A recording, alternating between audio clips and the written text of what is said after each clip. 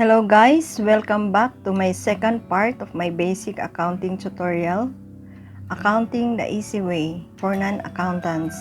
Without wasting your precious time, let's start. Learning objectives natin after this tutorial guys, you should be able to know the different users of financial statements. Know the difference between financial accounting and managerial accounting. Know the branches of accounting. Know the role of the certified public accountant. In the world of business, accounting plays an important role in helping us making critical decisions. The financial information that users need depends upon the kinds of decisions they make. If it is a complex decision, the more it is important to have a detailed information. So guys, these are the users of the financial statements. The users of financial statements are broadly classified into two groups, namely, the internal users and the external users. The external users of accounting information are those individuals and organizations outside the company who want financial information about the company. So, these are investors, creditors, and other external users. Investors or owners use accounting information to decide whether to buy, hold, or sell ownership shares of a company. Creditors, such as suppliers and bankers, use accounting information to evaluate the risk of granting credit or lending money. Taxing authority, such as the Bureau of Internal Revenue, wants to know whether the company complies with tax laws. Regulatory agency, such as the Securities and Exchange Commission, wants to know whether the company is operating within the prescribed rules. Customers are interested whether a company will continue to honor product warranties. The labor unions want to know whether the company has the capacity to pay wage increase and benefits. Here are some questions that investors and creditors may ask. Should I sell or hold my shares of this company? Should I approve or disapprove this loan application? Para sagutin ang mga katanungan niyan, saan ngayon kukuha ng sagot ang isang external user? It is through the financial accounting. The financial accounting will answer those questions. So, what do you mean by financial accounting? Financial accounting is the area of accounting aimed at serving external users by providing them with general purpose financial statements. The term general purpose refers to the broad range of purposes for which external users rely on these statements. The financial statements also provides investors, creditors, and other external users economic and financial information that will help them make informed judgments. Financial accounting is also a foundation for understanding managerial accounting. So, punta naman tayo ngayon guys sa internal users. Internal users of accounting information are those people who plan, organize, and run the business, such as marketing managers, production managers, supervisors, and others. In running the business, internal users would often answer to many questions. Is cash sufficient to pay our current loans payable? What price should we charge to our latest product? Can we afford to increase the salary of our employees this year? Which line of business should be terminated?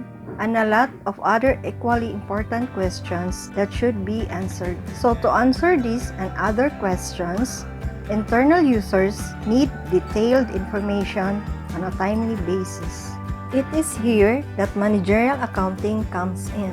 So, what is managerial accounting? Unlike financial accounting, managerial accounting uses both financial and non-financial information as a basis for making decisions within an organization with a purpose of equipping decision makers to set and evaluate business goals by determining what information they need to make a particular decision and how to analyze and communicate this information.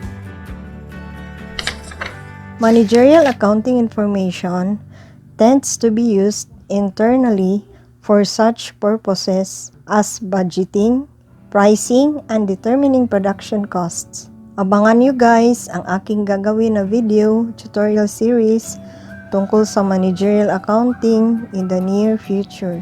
So let's continue with the differences between financial accounting and managerial accounting. Users of reports under financial accounting, external users such as stockholders, creditors, regulators.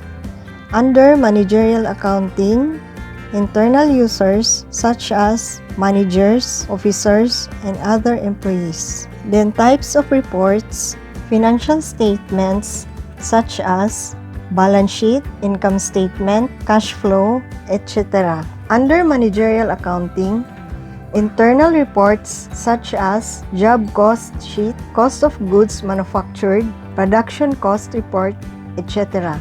Frequency of reports. Under financial accounting, it can be monthly, quarterly, semestral, or annually. Under managerial accounting, as frequently as needed.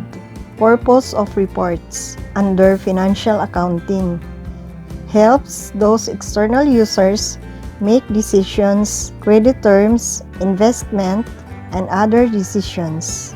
Under managerial accounting, assist the internal users in the planning and control decision-making process. Nature of reports under financial accounting, monetary.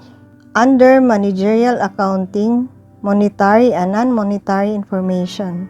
Verification of reports under financial accounting, audited by CPA. Under managerial accounting, no independent audits. So these are the branches of accounting. Financial accounting, managerial accounting. Itong dalawa, na-discuss na natin guys in the previous slides.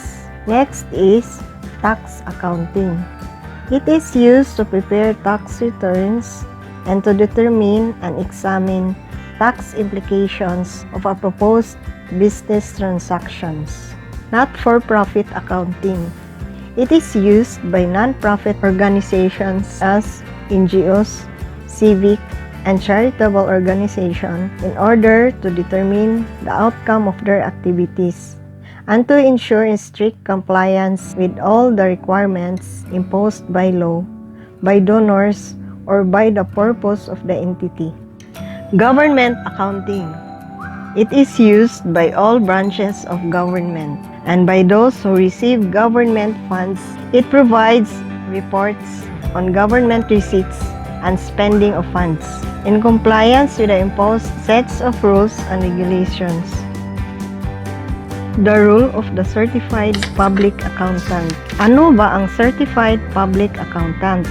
The certified public accountant is an individual who has met the educational and experience requirements prescribed by law and has passed the Philippine licensure examination for CPAs.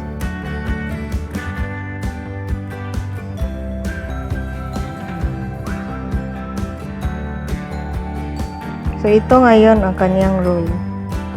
Depending on the size and type of organization, such as the partnership and corporation, the law requires that the business firm should have their financial statements audited or examined by an independent certified public accountant. What is an audit? An audit is a comprehensive investigation by an independent CPA of a company's records and financial statements.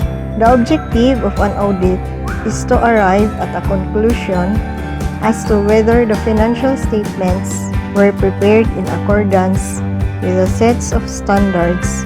The audit report helps user determine whether the financial statements can be relied upon or not. Thank you guys for sharing your precious time with me. And don't forget to like, share, and subscribe. See you on my next vlog.